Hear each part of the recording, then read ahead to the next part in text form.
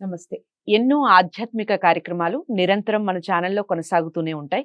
చాలా అంటే చాలా విశిష్టమైనటువంటి వ్యక్తులు మనకి కలుస్తూ ఉంటారు. వాళ్ళతో ముచ్చటించినప్పుడు చాలా ఆనందంగా, మనసుకి చాలా ఆహ్లాదంగా అనిపిస్తూ ఉంటుంది. అలాంటి వారిలోనే ప్రముఖులు అని చెప్పొచ్చు. ప్రముఖ ఆధ్యాత్మికవేత్త డాక్టర్ నూరి నారాయణమూర్తి గారు ఈరోజు నాతో పాటు స్టూడియోలో ఉన్నారు.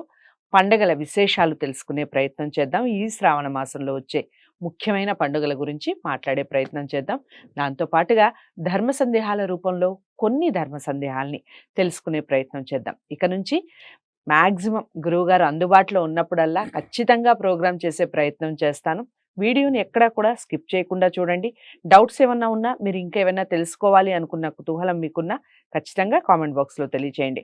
ఎలాంటి ధర్మ సందేహానికైనా ఖచ్చితంగా ఈ వేదిక మీద నివృత్తి లభిస్తుంది. నమస్కారం గురువుగారు. నమస్కారం అమ్మ. గురువుగారు, మామూలుగా ఇంట్లో అద్దం పగులుతుంది. ఇంట్లో అద్దం పగిలినప్పుడు అరిష్టం అని బయటపడేయమంటూ ఉంటారు. కానీ కొంతమంది అద్దం వాడుతూ ఉంటారు. అసలు అద్దం అనేది ఏ అద్దం పగిలినా కూడా అరిష్టమేనా? కారద్దాలు కానివ్వండి, బండివి కానివ్వండి, మామూలుగా కళ్ళజోడు కానివ్వండి. అలా అసలు ఏ అద్దమైనా అరిష్టమేనా? మామూలుగా మనం చూసుకునే అద్దం పగిలితేనే అరిష్టమా? చెప్పండి. చాలా సంతోషం.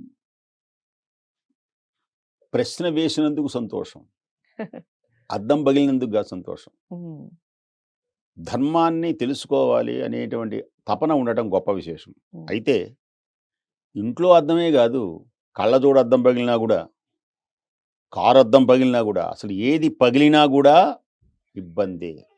హ్మ్. కొందరు పాట రాస్తారు, అద్దము లాంటి హృదయంబు పగిలేను హ్మ్. అంటే ఇది అతుక్కోదు అంటుంటారు కొందరు. హ్మ్. హ్మ్. పాటలు కొందరు సినిమా పాటలు రాస్తుంటుంటారు కదా. హ్మ్. కాబట్టి హృదయం అద్దమని పగిలితే అతకదని. ఏదో రాస్తారు రకరకాలుగా. హ్మ్. అలాంటి భావనలో అద్దం అనేటువంటిది పగిలితే అది ఒక రకమైనటువంటి దోషమే, ఒక రకమైన దోషం అది. హ్మ్. పగిలిన అద్దంలో చూసుకోకూడదు. హ్మ్. ఇది శాస్త్రం. ఇక లౌకికం రెండుంటాయి ఎప్పుడైనా సరే. ఒక ధర్మ హ్మ్. సందేహానికి లౌకికము, పారలౌకికం ఉంటాయి. హ్మ్. హ్మ్. అద్దం పగిలింది, హ్మ్. కమ్మని పగిలిపోయింది, దాన్ని వదిలేస్తే హ్మ్. కోసుకుపోయి రక్తం వస్తుంది తెలుసునా. హ్మ్. దాన్ని జాగ్రత్తగా తీసేటప్పుడు ఎంత ఇబ్బంది పడాల్సి వస్తుందో. హ్మ్. కాబట్టి అద్దం పగలటం అనేటువంటిది ఒక దోషం. హ్మ్. పగిలిన తర్వాత ఏం చేయాలి? తర్వాత పగలొచ్చునా పగలకూడదంటే పగలటం దోషం. హ్మ్. కారు అద్దం పగిలిందా దోషం. హ్మ్. కళ్ళజోడు పగిలింది దోషం. అది హ్మ్. దోషమే. హ్మ్. దోషం కలిగినప్పుడు ఏం చేయాలి? నివారణ దోషాన్ని సరిదిద్దుకోవాలి. సరిదిద్దుకోవాలి. నివారణ ఇంట్లో మార్గాలు. సమస్య వచ్చింది, హ్మ్. భార్యాభర్తలు పోట్లాడుకున్నారు. హ్మ్. ఏం చేయాలి? కూర్చొని సమస్య ఎందుకు వచ్చిందని పరిష్కరించుకోవాలి. హ్మ్. ఇప్పుడు ఆహార సమస్య ఉంది. హ్మ్. ఆహార సమస్య కొన్ని కారణాల వల్ల ముందు రాసుకోవాలి. సమస్య ఎందుకు వచ్చింది? 1, 2, 3, 4, 5. హ్మ్. దీన్ని పరిష్కారం తెలుసుకోవాలి. హ్మ్. ఎవడైతే సమస్య కలిగినప్పుడు పరిష్కారం తెలుసుకుంటాడో అతడు అభివృద్ధి చెందుతాడు.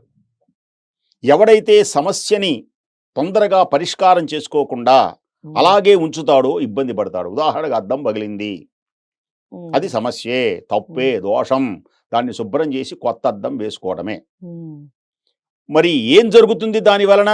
హ్మ్. మనస్సు ఆవేదన చెందుతుంది. హ్మ్. ఆఫీసులో చికాకు పనులుంటాయి. హ్మ్. తొందరలో గనక చెయ్యి కోసుకుపోతే చెయ్యవలసినటువంటి పనులు చేయలేకపోతాడు. హ్మ్. ఇన్ని కారణాలున్నాయి. హ్మ్. కాబట్టి అద్దం పగలటం అనేది ఒక దోషం. హ్మ్. దోషమును పరిష్కరించుకోవాలి. హ్మ్. కారు వెళుతూ ఉన్నాం, ఫళా పగిలింది అద్దం. హ్మ్. అది కంట్లో గుచ్చుకోవచ్చు, సీట్లో కూర్చోవచ్చు, ఏదైనా చేయొచ్చు. హ్మ్. అది కూడా ఇబ్బందే, తప్పది. హ్మ్. జాగ్రత్తగా నడుపుకోవాలి. లేదు ఎండకో దేనికో వీడి కర్మం గాలి పగులుతుంది. హ్మ్. ఇతని తప్పు కూడా ఉండదు. ఇతని తప్పు కొంతుంటే, ఇప్పుడు అద్దాలు పగిలినాయి, ఇంట్లో హ్మ్. కూడా కొంత తప్పు ఉంటుంది. హ్మ్. మీరన్నారు "ఏ అద్దం పగలడం తప్పు అంటే", వీడి కోపం వచ్చి ఇసిరేస్తాడు, ఫళా పగిలిపోతుంది అద్దం. హ్మ్. ఎంతమంది పగలగొడతారా చేతిలో ఉన్న అద్దం? హ్మ్. అవును. ఇప్పుడు భార్యకు కూడా భర్త మీద కోపం వచ్చిందనుకోండి, అప్పటిదాకా హ్మ్. చక్కగా ఉండి మేకప్ వేసుకొని చక్కగా మల్లెపూలు పెట్టుకున్నామే హ్మ్. తల్లో పూలు తీసి అని విసిరివేస్తుంది. హ్మ్. విసిరివేయడం తప్ప అంటే తప్పే, హ్మ్. దోషమే. హ్మ్. కాబట్టి అలాగే కారు అద్దం కానీ ఏ అద్దమైనా. ఇక కళ్ళజోడు దగ్గరకు వచ్చాం. హ్మ్. అడిగారుగా 3 హ్మ్. ఒక్కొక్కడు. హ్మ్. కళ్ళజోడు అద్దమో పగులుటాయా? హ్మ్. కళ్ళజోడు అద్దం పగిలింది. హ్మ్. ఈయన కళ్ళు కనపడవుగా. హ్మ్. ఇప్పుడు మేము సైట్ ఉంది, హ్మ్. కళ్ళజోడు పెట్టుకున్నాం. హ్మ్. కళ్ళజోడు అద్దం పగిలింది. ఏం హ్మ్. చేస్తాం? ఎలా చదువుతాం అసలు మేము? హ్మ్. చదవలేం కదా. ఉమ్, కాబట్టి ఆ దోషాన్ని పోగొట్టడానికి జాగ్రత్తగా శుభ్రం చేసుకొని ఉమ్, భగవన్నామం చేసుకోవాలి ముందు. ఉమ్, దేనికని భగవంతుడికి గాజు పగలటానికి సంబంధం ఏంటంటాడు ఒక్కొక్క ఆయన. ఉమ్, ఇప్పుడు ఈ నాస్తికులు, ఆస్తికులు, అస్థి నాస్తికులు రకరకాలుగా ఉన్నారుగా ఇప్పుడు. ఉమ్, అద్దం పగిలటం వల్ల దోషం ఏమిటి అంటే, ఉమ్, ఆ భగవంతుని ఆరాధించడం వల్ల బుద్ధి వికసిస్తుంది. ఉమ్, మనస్సు ఆగుతుందన్నమాట. ఉమ్, పరిగెత్తేటువంటి మనస్సు ఆగి ఏం చెయ్యాలనేటువంటి భావన కలుగుతుంది గనక ఉమ్, కాస్త ఆ భగవంతుణ్ణి, ఆ వినాయకుణ్ణి విఘ్నములు కలిగించకుండా ఉండమని, ఉమ్, ఆ విఘ్నేశ్వరుని వక్రతుండ మహాకాయ కోటి సూర్య సమప్రభ అవిఘ్నం కురుమే దేవ ఉమ్, సర్వకార్యేషు సర్వదా ఇలాంటి పొరపాటు జరగకుండా చేయి స్వామి. మంచి ఉమ్, ఆలోచనలో నడిపించి తమసోమా జ్యోతిర్గమయ ఉమ్, అసతోమా సద్గమయ ఉమ్, మంచి మార్గం వైపు నన్ను పయనించేటట్టు చేయి. దేనికని అంటే ఒక్కొక్కసారి మన శక్తి చాలనప్పుడు ఉమ్, 1,50,000 రూపాయలు పెట్టి సెల్ ఫోన్ కొన్నా ఉమ్, దానికి ఛార్జింగ్ అనేది లేదనుకోండి, ఉపయోగం వేస్ట్ అవుతుంది ఏముంది? కదా. నాది 1,50,000 బొంబాయిలో కొన్నా, అమెరికా నుంచి పంపించాడు అని ఉమ్, నువ్వు ఎన్ని వర్ణించినా ఏ ఉపయోగం లేదు. ఉమ్, అలాగే ఎంతటి గొప్పవాడైనప్పటికీ కూడా పొరపాటు జరుగుతున్నప్పుడు ఆ భగవంతుని శక్తితో చక్కగా ఉమ్, అవన్నీ పరిష్కారం. కారులో వెళుతున్నాం, స్వామి అద్దం పగలకుండా ఉమ్, నా ప్రయాణాన్ని జాగ్రత్తగా నడిపించు తండ్రి మహానుభావ ఆంజనేయ స్వామి ఉమ్, మహానుభావ అని ప్రార్థించుకోవడం. ఉమ్, ఇంట్లోకి రాగానే భగవంతుణ్ణి, ఇంట్లోకి వెళ్ళగానే భగవంతుణ్ణి, ఎప్పుడు కూడా భగవన్నామ స్మరణం అనేటువంటిది ఉమ్, గృహంలో గనక ఉంటే ఒకవేళ ఏదైనా జరిగినా, ఉమ్, జరగదు, ఒకవేళ జరిగినా పరిష్కార మార్గం వెంటనే దొరుకుతుంది. ఉమ్, ఎలా?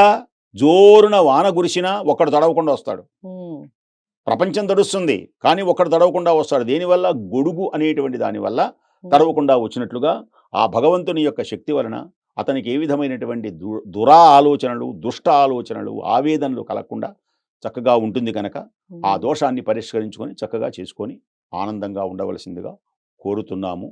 స్వస్తి. చాలా చక్కగా వివరించారు. అదండి. ఒకవేళ మీ ఇంట్లో కనుక అద్దం కానీ, లేదా ప్రయాణాల్లో మామూలుగా అద్దాలు కానీ ఏదైనా పగిలితే ఎలాంటి పరిహారాలున్నాయి?